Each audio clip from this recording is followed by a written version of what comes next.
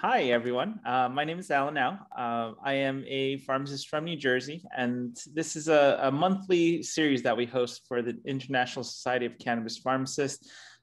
We kind of go through state by state. As you know, cannabis is not federally standardized by any means.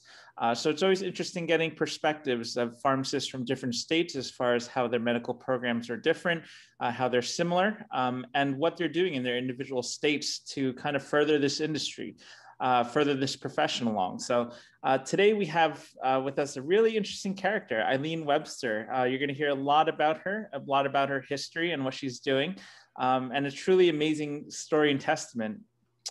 Just as FYI, this is going to be recorded, so if you guys want to watch at a later time, if you have any questions, you can always put them in the chat box, and I will go ahead and let Eileen introduce herself. Alrighty, thank you, Alan, and thank you everybody who's joining us here tonight, and thank you to the ISCPH for inviting me to do this. So yeah, my name's Eileen Webster, and I live in Marana, Arizona. And let's see. So I am a 1996 graduate of the CU Skaggs School of Pharmacy. Okay, I got my Bachelor of Science degree in 96. That was when they had just first begun their PharmD program there. And it was kind of silly now. We were all going, why are you guys all doing this one extra year of school when you could graduate now and get out there and start making money? Huh. Little did I know. Oh, well.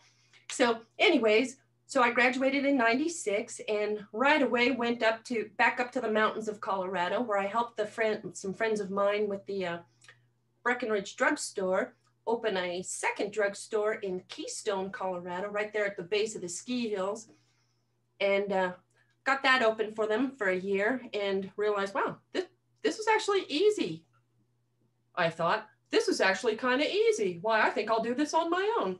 So I moved over the Continental Divide to Fairplay, Colorado, also known as South Park. Yes, the South Park. I am from South Park, Colorado. And I am allowed to say this, that show makes us look good. So you could imagine what independent pharmacy was like out there. I was the doctor, I was the counselor, I was the babysitter, the dog walker, I washed your dishes, I delivered, I did everything for you. But anyway, so I had that drugstore from, oh gosh, let's see, I opened that in 1997 and I had to close it down in 2017 because of Ehlers-Danlos syndrome. So I was diagnosed in 2004 with EDS. And at that point, I had never heard of it. I didn't know anyone with it. I don't remember learning about it in school. So when my doctor told me I had it, I just, okay, and you have funny looking hair. What do I do with that? And she said, well, you need to start preparing for your disability and start closing down your store. And I said, watch me. Well, she was right, because being the owner operator, working 12-hour days, 7 days a week, yep, I worked myself almost to death. And so by 17, my body had just given up and I was just physically unable to work anymore. At that point, it was quite a scene. The gentlemen from the church in town, they would come and pick me up at my house, bring me into work in my wheelchair, and then bring me into the back into the pharmacy. And I had a bed built on the floor between the drug bays because I couldn't even raise my head up, or my heart would go into an arrhythmia. My autonomic dysfunction had just gone crazy, out of control. And so, but I had to be there in order to be able to shut this pharmacy down. So yeah, it was sad, but closed it down in 2017 and I moved to Marana, Arizona. And that was when I began volunteering with the, that's just what everybody does here in retirement land. You start volunteering, for something to do. And I stumbled upon a little crazy healing touch workshop one day. And danged if it didn't get rid of the tinnitus I was having in my right ear that sounded like helicopters hovering over my house. And I thought, whoa, this doesn't happen. So I went down, checked them out, and decided, well, this is neat. I think this will be my second act, right? Since I don't think I'll ever be healthy enough to be a pharmacist again. Well, started going down there in 2018. And by 2019, I was out of my wheelchair, walking, talking. And oh, by the way, at that point too, I had pseudobulbar affect and really bad tics.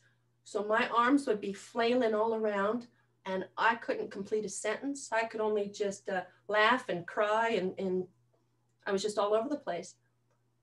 But this biotouch, or excuse me, this healing touch I found changed my life. So I decided to become a practitioner and an instructor in it. And I started teaching continuing ed classes. So I now teach continuing education in this healing touch to nurses and massage therapists and doulas. And once a month, we put on a health condition workshop where we decide, you know, whatever it's going to be. This month it's on autism. Last month it was Alzheimer's. Next month it's going to be COPD, I believe. Anyway, so, and I write up the continuing ed part of it. And then we present to the students after that, you know, how to do the healing touch. So it was in one of these I was doing on opioid addiction when a local doctor's office with the Arizona Centralized Physicians was there with his nurse practitioner. And they really enjoyed the presentation I put on. And so they asked me to come and join their practice and help them design a series of classes for their opioid dependent patients. And they asked me to do the part on CBD and other natural remedies for pain. I said, well, great, sure, I'll put this together, but I don't know a darn thing about CBD other than how to spell it. So that's when I went searching and I found, I think it was the TMCI, the Medical Cannabis Institute, took their courses. And that's when I first became aware of Dr. Sulak. So then I found his healer program and I did that. And I also found a program on Coursera through the University of Colorado, and I did that one too. And I thought, well, this is all great, but how do I put all this together? And then that's when, I found the ISCPH program last summer. And so I did that, and holy moly, I am now on another new direction that I want to get pharmacists involved in a new trend here in Arizona. So now that I'm healthy enough, I am coming out of retirement and I'm getting ready to start something new. So blah, blah, blah, blah, blah with all of that. Oh, here's my email. I'm sorry. You'll like this one. The CB12RPH. Eh? Any grins, giggles? No? I guess it's not working when you have to explain to people what the email address means. So what we're going to do is go over here in Arizona, the patient certification process, a current snapshot of the Arizona program, where we're at, the role of the pharmacist, and resources for staying updated in Arizona. So,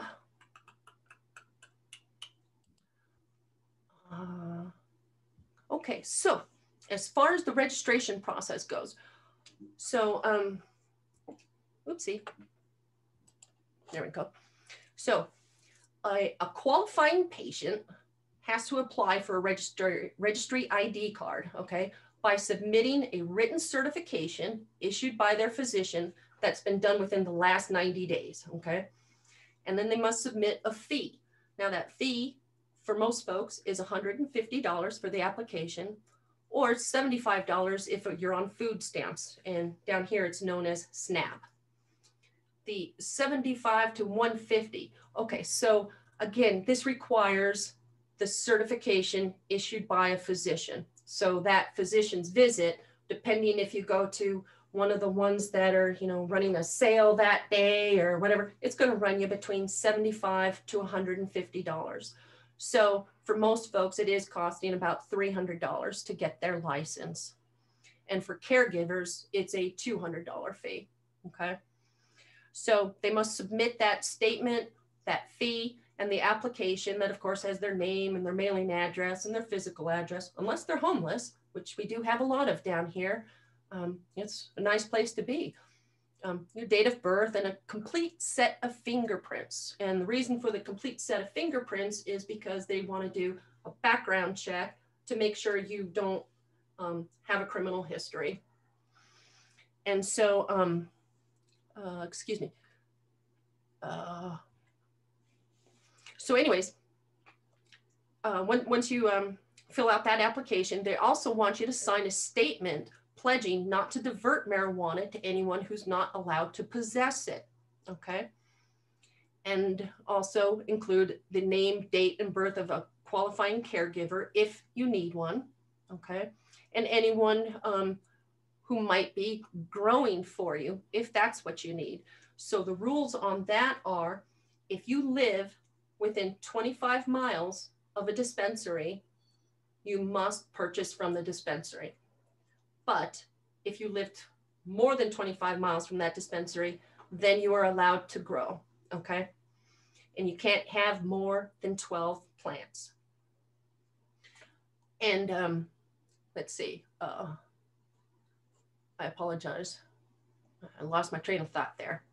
I was teaching a class today and I went straight from one to the other. So every now and then I want to revert back and tell you how to do that. Oh boy.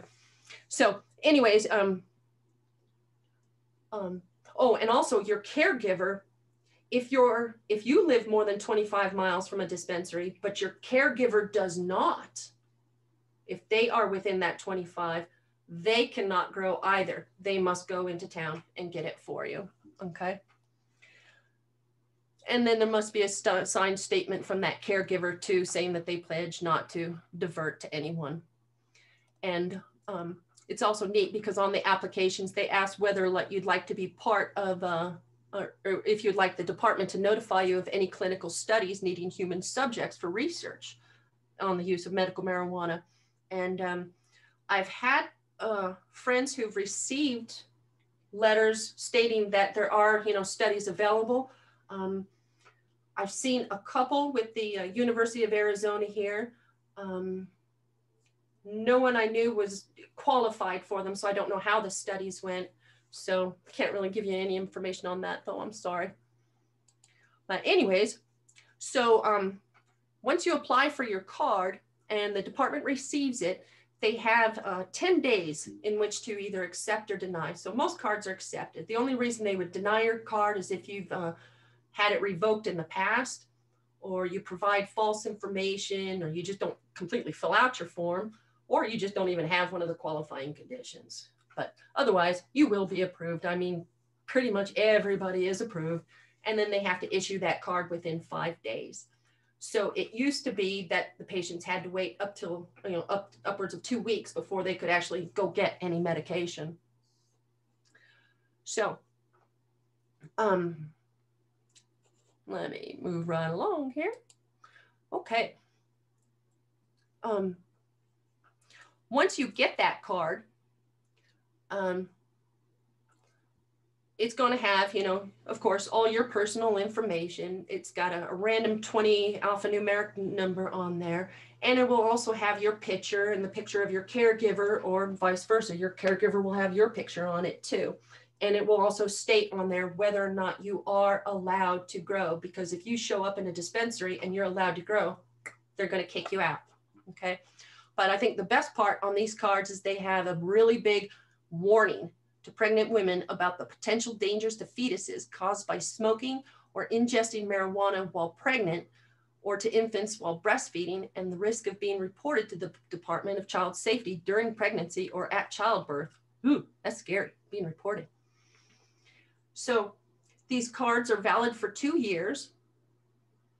And At that point, you then have to go ahead and start the whole process over, go get that physician's statement again, and here we go again. And when you do receive that card, the department sends you a list of the current operating dispensaries within the state. That's, you either know by that or by looking it up on weed maps. So as far as limitations for patients, okay, well, you must be over the age of 18 to be a medical patient. They will not allow a card for anyone under the age of 18 unless the physician has explained the potential risks and benefits to the parent or guardian who's responsible for that patient. And the parent or guardian submits a written certification from 2 physicians, not just one, but they have to see 2 physicians. And then they have to agree in writing that they will allow the patient's use of marijuana and serve as their designated caregiver and control the acquisition, the dosage, and the frequency, okay? So that's our age limitations, 18, but 21 if you're going to be involved in the industry otherwise, okay? And of course, 21 for adult use, that's now here in Arizona. And the other limitation, of course, is not convicted of an excluded felony offense. And that's going to be, of course, a violent crime or, let's see, violating a controlled substance law, but it doesn't apply if the sentence, including the probation or supervised release or whatever was completed 10 years ago. So if you're 10 years out from all of that, then you're still able to get a card.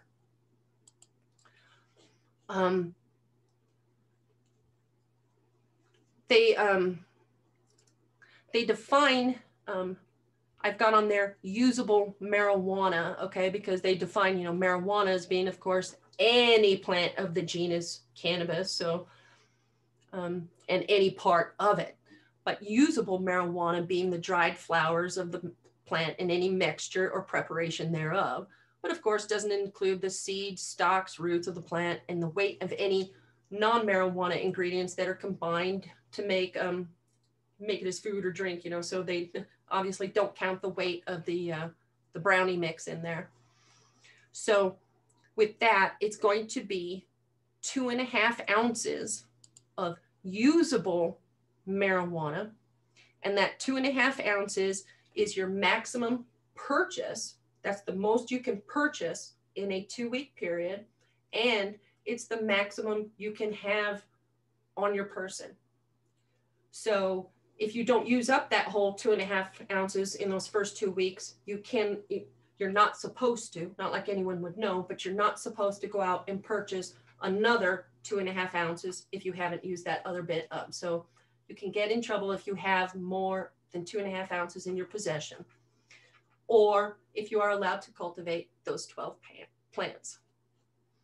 Now, the dispensaries, let's see here. Oh, hey, another neat little side note are visitors to Arizona. So it's funny. You can be a visiting medical patient or medical marijuana patient, meaning you better have brought your own medication with you. So as long as you can, you have a registry ID card or the equivalent from your state, or your doctor's qualifying statement, you are allowed to consume your medicine in the state, but you cannot go to a dispensary to purchase it or purchase it from anyone else in the state. And I'm not sure how you're supposed to transport it in the state either, so not sure how that works. So, and of course, I've got on here, I apologize. Our dispensaries here in Arizona are non-for-profit. That's crazy. So, which means of course, they've got to be tracking all their monies. They still have to pay taxes, and they still charge tax, but they are supposed to, it's supposed to help keep the prices down, okay? But, and they're known as nonprofit medical marijuana dispensaries. But since we went to adult use, those are now called marijuana establishments. So we have dispensaries and establishments, and then there's also marijuana facilities. And the facilities are where they would either be, the dispensaries are allowed to have one off-site facility where they can, grow or store or, manufacture their product into, concentrates or edibles or whatever it is that they're doing. And so just some more goofy terminology there. But so moving on to our qualifying conditions. Oops. Here we go. I apologize. Okay. So qualifying conditions in Arizona: cancer, glaucoma, a positive status for HIV or AIDS, hepatitis C, ALS, Crohn's, agitation of Alzheimer's, and on our next slide, we've got chronic or debilitating disease or treatment that produces, excuse me, I've never been able to pronounce that word, or wasting syndrome, severe and chronic pain, severe nausea, seizures, epilepsy, and severe and persistent muscle spasms like with MS. So, and the state has the ability to add any other qualifying conditions as they see, but I don't think they have added any since they started it. I'm not sure, but I don't think they have. So, as far as the certifying providers for this, okay? Now this requires a written certification, like I said, by a physician stating that the patient is likely to receive therapeutic or palliative benefit, okay? But they must have that patient-physician relationship and provide a full assessment of their medical history, okay? And in Arizona, it can be done by an MD, a DO, a naturopath, or a homeopathic physician, which in Arizona are all primary care physicians, and which is just wild. Here, a homeopath and a naturopath can bill your insurance. So that's pretty spectacular. But we'll see in the later slides who's really prescribing it, but all over Arizona. But here in Tucson, I'm just making this number up. Okay, I won't make a number up. I said that wrong. It's mostly naturopaths, and I've gone and I've watched. I've taken friends there and some neighbors, and they're kind of like mills. There's a line going in. You walk in, you hand them your paperwork. They look, they check off the boxes. They take your blood pressure so that they did an assessment. They sign and send you on your way. But the state has been cracking down on those doc mills, so hopefully they're getting that cleaned up. And the best way to find these doctors is in the ads in these local these local weekly or monthly alternative publications, the ones that have, what concerts are going on in town, forgive me, but, where the massage parlors are located, the crazy want ads in the back, for, so-and-so seeking so-and-so. Then you'll find on the last 2 pages, the ads for all the physicians. And they're pretty crazy looking ads too. So it's medical is not an image they're putting across with these ads. They're putting forth these ads are, they look like 60s, you know, party scenes, you know, with hippie vans and snakes that are all, you know, like something out of Alice in Wonderland or something. It's kind of sad. So what they mean though by a written certification means that the document has been dated and signed by a physician stating, oh, we already did that. I apologize. That was on that other side. So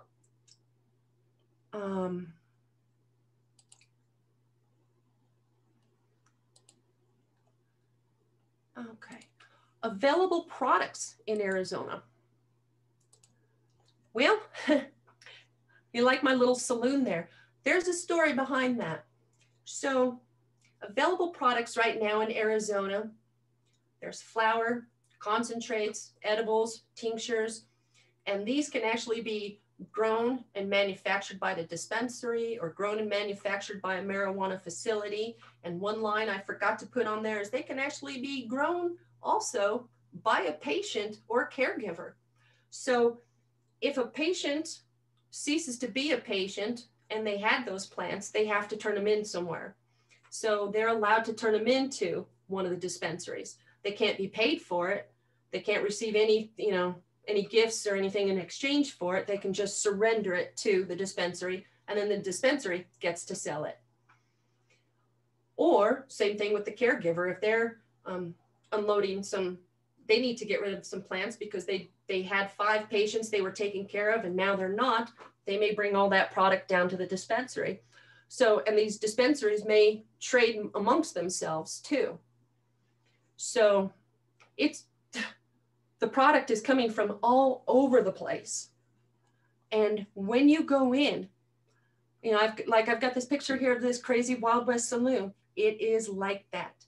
When you go in these dispensaries, okay, I've gone in there to interview the bud tenders and the managers and to just observe what's going on. And medical, you could tell who the medical patients were because they would ask questions. I need help sleeping. I have Parkinson's and, you know, I only have $10. I need something that's going to help me sleep, help with my tremors, but not interact with my medications. Every now and then there was one of those, but it seems like mostly everyone who went in there, what I heard, now this is just as the observer, what I heard was, what's the strongest that you have? It's Friday night. Me and my buddies are going out, you know, down to the dunes to party or whatever. And so, oh, and the bud tenders, because they're very limited as to what they can do. So say like this woman with Parkinson's that I watched, he opened up a jar, sniffed it, held it out to her and said, here, smell this. Do you like it? Smells good, huh? You like that? Yeah. Well, if you like that, you'll like this one even better because it's on sale. And she says, well, is that what I need though? Is that okay for me?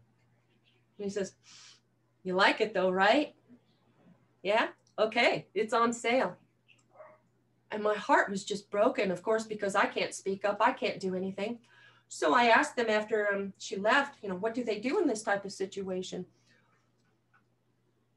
He said that they just refer them on to go back to your doctor, or there's a couple of cannabis coaches in town who are really good at teaching you, you know, how to use a vaporizer or how to make your edibles and things like that, or how to, you know, make a Rick Simpson oil out of the flour you just bought. But really, as far as there's no one in these facilities directing these patients. And for example, oh my gosh, okay, so the 2 most popular products in town, okay, are a CBD tincture and a THC tincture from a company called CBD THC Wellness, okay?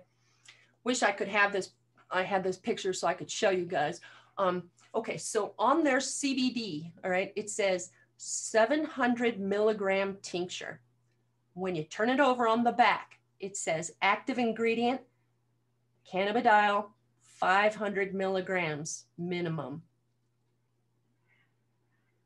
Okay. A serving size of 1 ml being 30 drops, and a, let's see, 15 milligrams of CBD per serving. So none of that math adds up, but so they're recommending, you know, and then when it says on the instructions, it says take 1 dose 1 to 4 times daily. And what's even spookier is the label on the THC tincture is even worse. That one, they same type of thing, 700 milligram tincture, but it says at least 500 milligrams in it, right? Serving size being 1 ml, which is 23 milligrams. And they recommend for you to take 1 dropper full 4 times a day. Oh my God. Oh my God. So I actually got a phone call from a woman who saw something I had on Facebook because she wanted help because she landed in the emergency room after being at this dispensary, asking them for some THC to help her sleep. This is what they gave her, and she overdosed. Well, overdosed enough to send herself to the emergency room. So yeah, this is frightening. And so that's why I've got this Wild West. There's nobody guiding anyone, okay? If you ask them, well, is there a doctor I can talk to? They want to refer you back to your certifying physician. Well, guess what? That's going to be another $100 visit. And these patients can't pay for that. And so it's personally, it's crazy. They say, okay, so now each dispensary, though, has a medical director, okay? So the medical directors, let me see if I can get that. The medical director, oops, I apologize.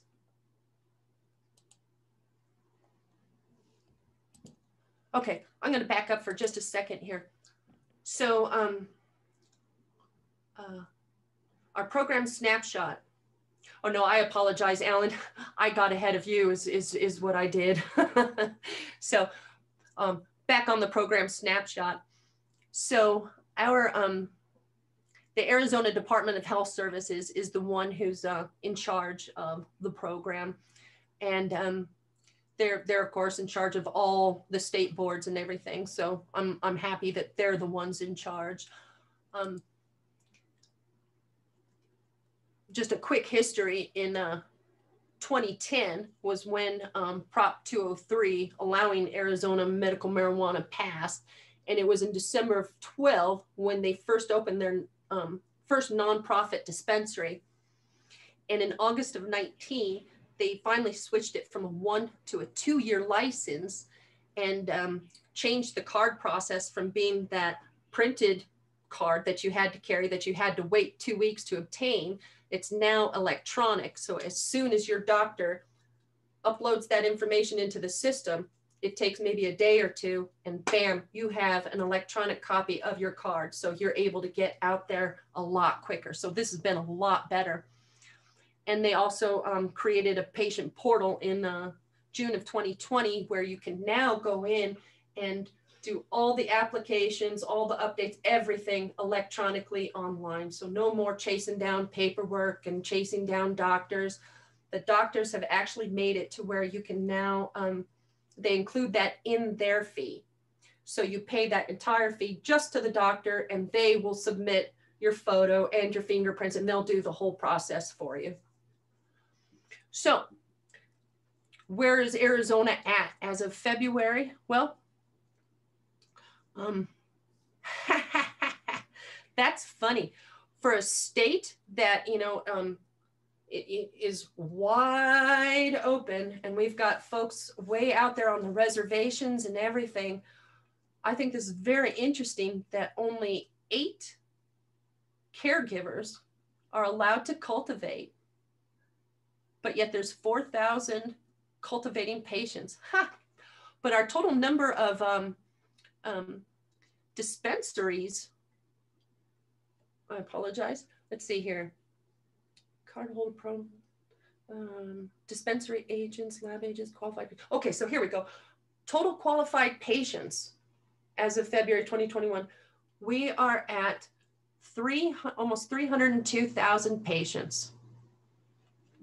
Wow.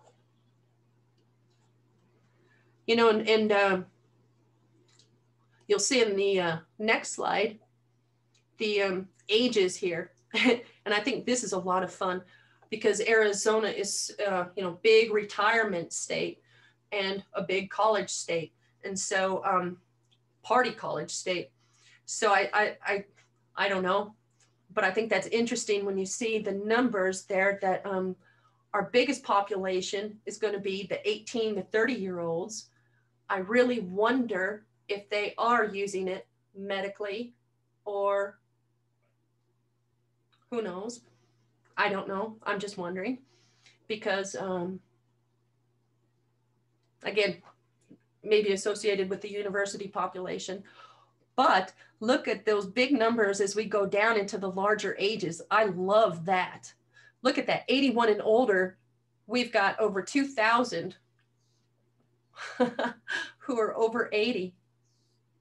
So this is great. I love seeing these numbers of our seniors here who are now, since they're retired, are free to start using this again because they don't have to worry about employers and such. I think this is great. And as far as what conditions they're writing these certifications for, our biggest one there being, of course, chronic pain. I mean, look at almost 94% for chronic pain.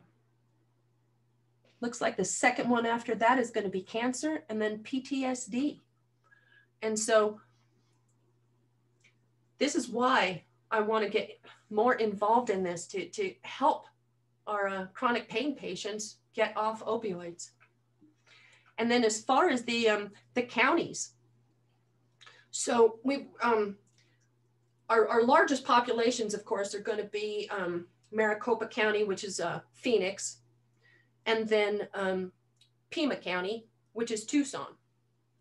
Other than that, the state is pretty spread out, and we have a large native population and also migrant workers and such. And so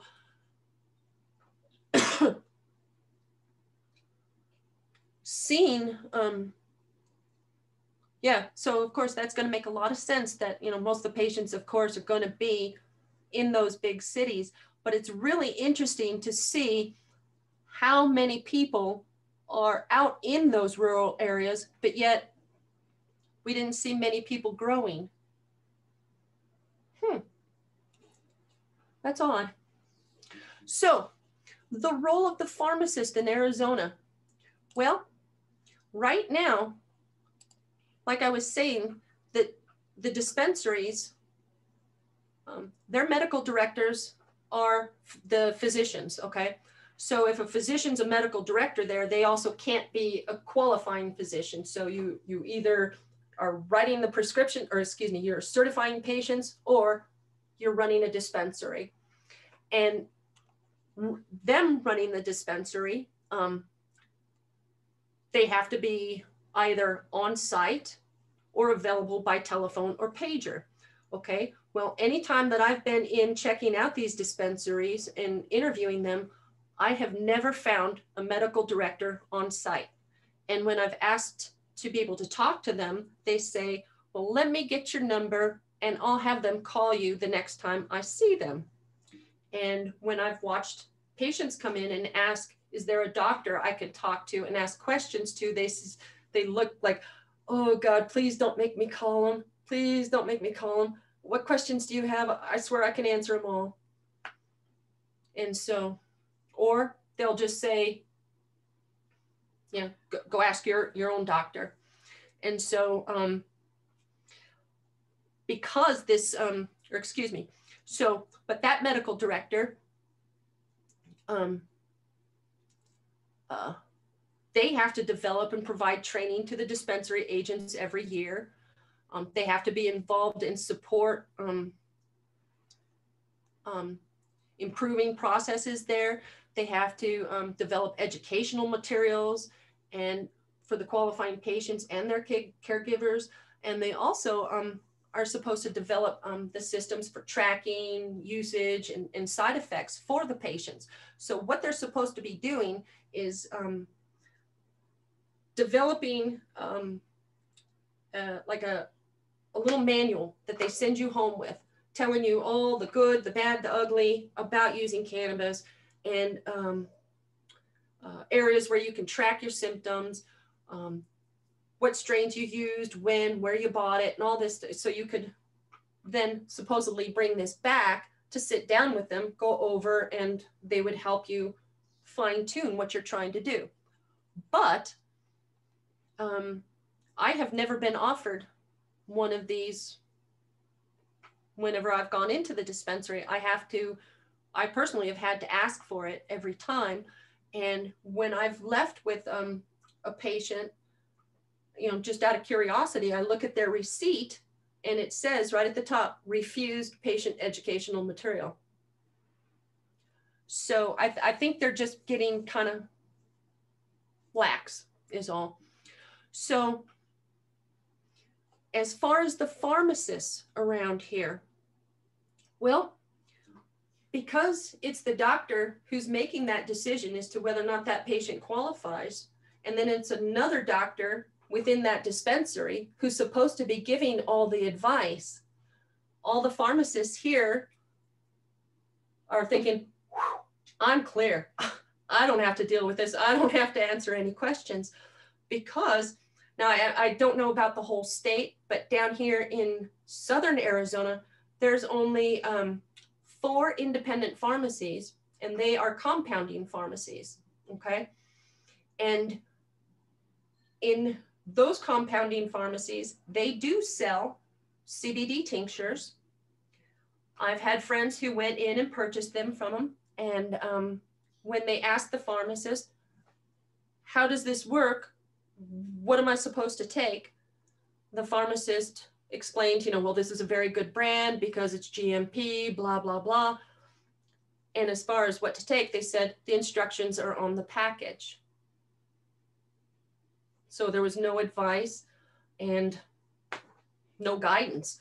And so when you go to the chains, and it was funny when they first came out with all the CBD bath bombs and lotions and creams and everything that they put out in the Kroger stores down here, known as Fry's, or the CVS or Walgreens. When they put those in, it was funny. The displays started next to the pharmacy counter, but every day that you went in, you noticed it scooched a little further, a little further, and a little further away, until finally at my Fry's down the street here, this display was next to the bathroom.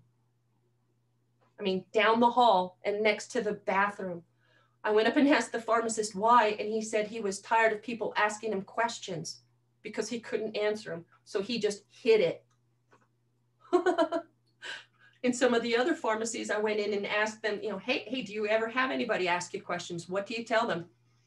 And they just, oh God, don't let her talk to me. They went off into the back and kind of hid, and had the tech come out and talk to me and say, yeah, CBD's not good and you shouldn't do it, and we don't know anything about it, and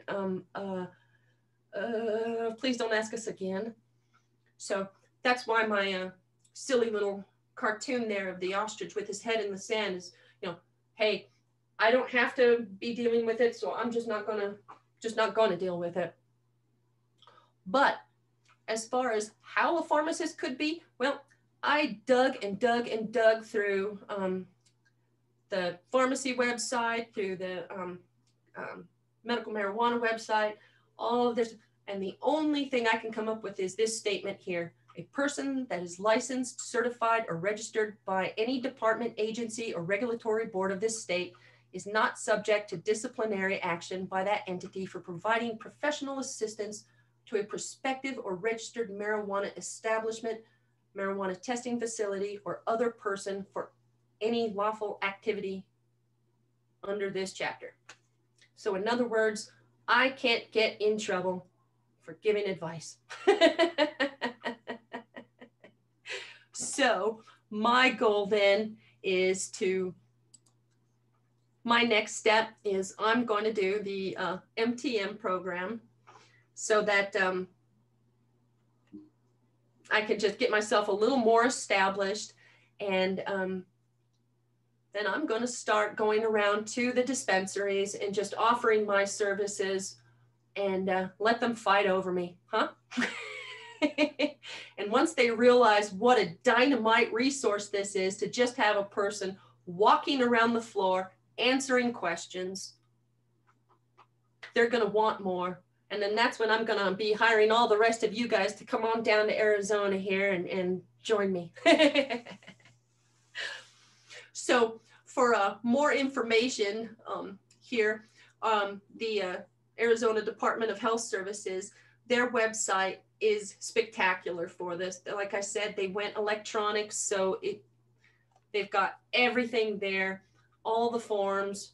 They walk you through how to do it, the training for the dispensaries, everything's on there. It's a really good site they set up. And then there's also the Arizona Cannabis Resource Guide. Now, what that is that's more of just a listing of everything cannabis in Arizona. So that's going to be all your manufacturers, everyone in the industry.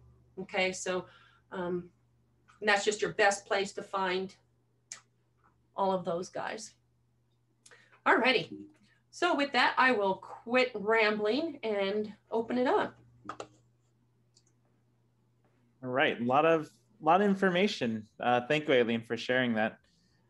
First, I'm going to ask the audience if there are any questions. You can type in the chat, or you can unmute yourself. This is a small group, so I think we can keep it a little organized. So yeah, I want to touch on a couple points that you had brought up.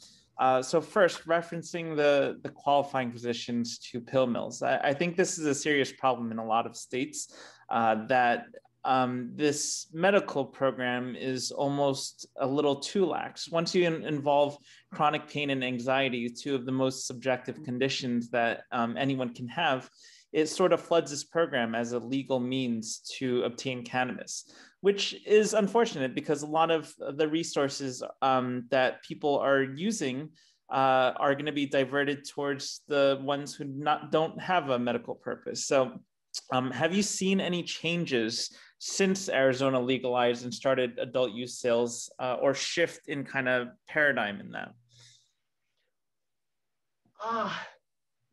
No, not yet. They just legalized it. So it just went into effect this year, and it was in February that the dispensaries, so right now it's the nonprofit dispensaries are functioning as a dual dispensary.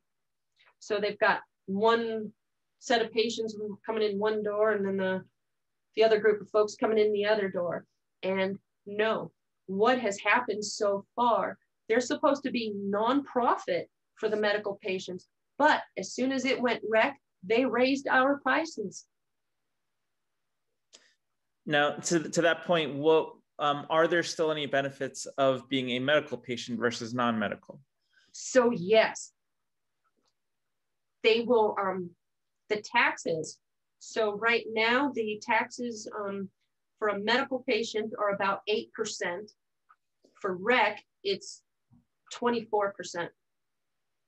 So there's a huge difference on taxes. And then the other benefit is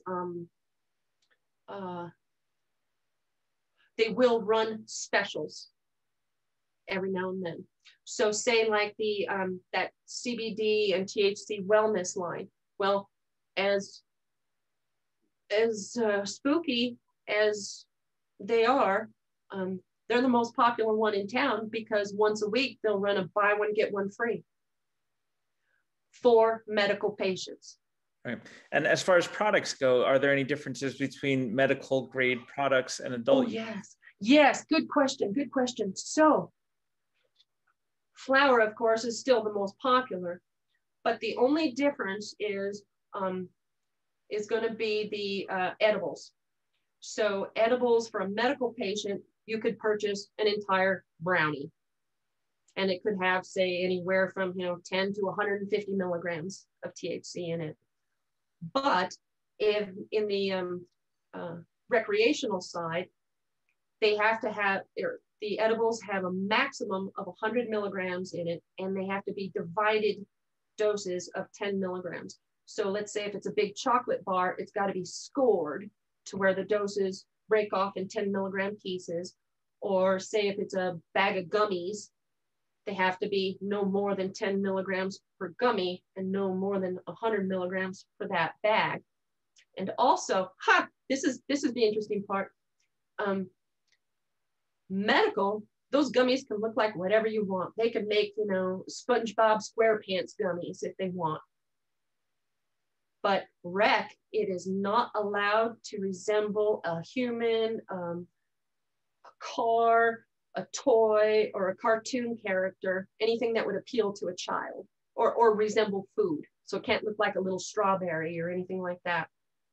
Yeah, so strict labeling laws, strict marketing laws, that makes sense. It's a great notion. One thing I did find interesting is that, so they allow home grow. Arizona is a very large state, and I'm sure the population density is a lot more scarce, I guess you could say. This is the first time I'm hearing of a program that allows home grow for based off of geography. So this is a controversial issue that a lot of healthcare professionals have, right? Like being able to grow your own medicine, that's great, but what kind of standardization practice do they have? They're not going to get their flower tested. If they're manufacturing their own edibles or whatever, vape carts, live rosin tinctures, all these things that they can make at home, can you consider that medicine? What is your opinion on that? Me personally, I consider it their medicine. I would like to give them the benefit of the doubt that they've been growing that plant.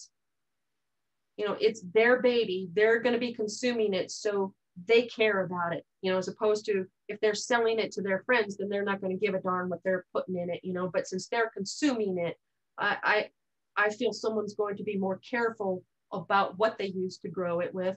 And also what they make out of it. If you're making your own, kind of like being a baker, you make those same chocolate chip cookies enough times, you've got your recipe down pat.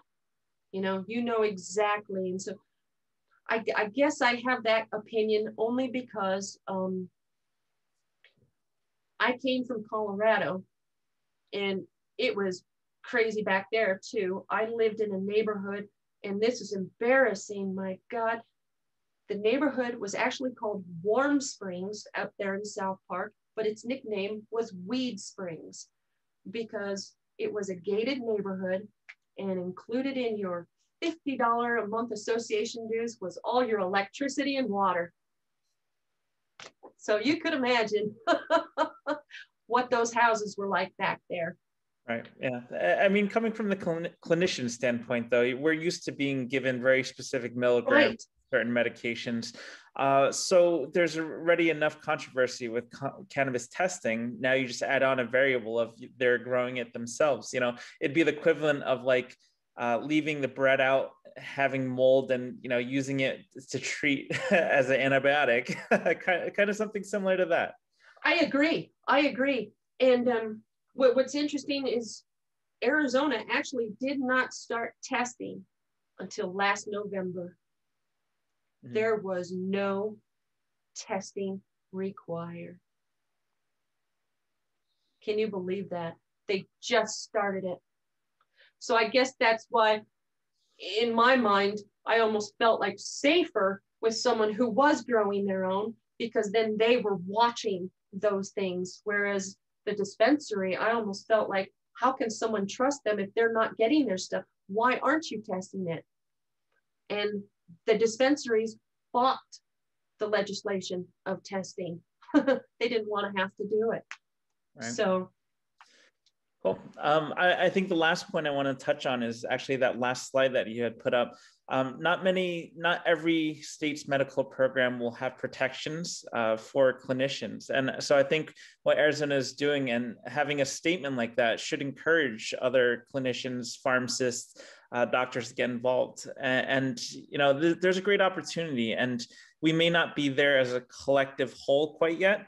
But eventually down the line, when the adult use phase kind of dies down and they become as more commonplace as, say, a liquor store, there's going to be room for opportunity for other people to get involved with real MTM practices, with real counseling abilities.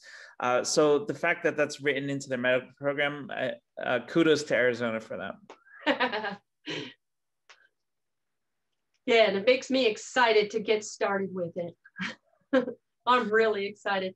In fact, right now, only because I didn't think I would ever be healthy enough. Like I said, I inactivated my license, so I've now decided to go ahead and reactivate it and get back into the game. And so, woohoo! Here we go. Right. Well, Eileen, thank you for your time tonight. Thank you. Thanks, everybody. If you can give your email one more time for if anyone has any direct questions to reach out. I don't know where the slide is, but if you could just. Absolutely. It's the cb12rph@gmail.com. Perfect. All right. So, and thank you everyone else for joining me tonight. Next month, I actually forgot. I think we have Minnesota next month. I got to look on this website. But yeah, great presentation. And thank you so much for your time, everyone.